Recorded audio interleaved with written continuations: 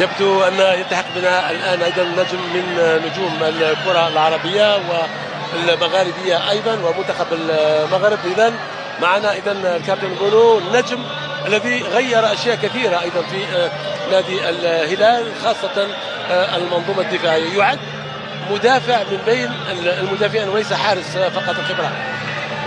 كابتن مساء الخير، مبروك مبروك للهلال. شكرا الله يبارك فيك. لكم. الله يبارك فيك. حدثنا عن هذه التجربة. وصراحة تجربة ممتازة. نعم. حق أن نادي الهلال نادي اللي صراحة ماشي عادي. كتحس بأنك في عائلة أكثر من نادي ديال كرة القدم، وهذا الشيء اللي كيخلي كتشوف واحد الروح قتالية ما بين اللاعبين وواحد التنافسية اللي كتخليك تفوز بالألقاب. راح كابتن من الفرحة.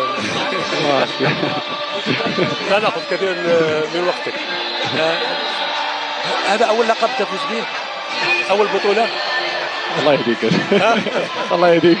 لا كدوري يا كابتن. يعني كدوري كبطولة محلية. أنت فزت مع إشبيليا، كنت متألق في طبعا البطولة الأوروبية، لكن كبطولة محلية.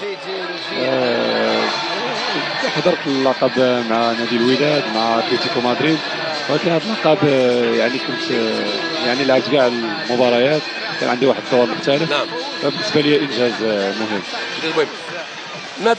ماذا تنتظرون في المستقبل القريب؟ المدرب ماذا يريد منكم؟ وكما قلت لك باقي لنا واحد الهدف اخر اللي هو نحاولوا نكملوا الدوري بدون هزيمه، وباش نكونوا واجدين للمباراه النهائي ديال الكاس اللي هو تو من الاهداف ديالنا السنه. وانت تتصدى لكرات كريستيانو رونالدو ان شاء الله ان شاء الله. مبروك كابتن، مبروك ياسين بونو. شكرا.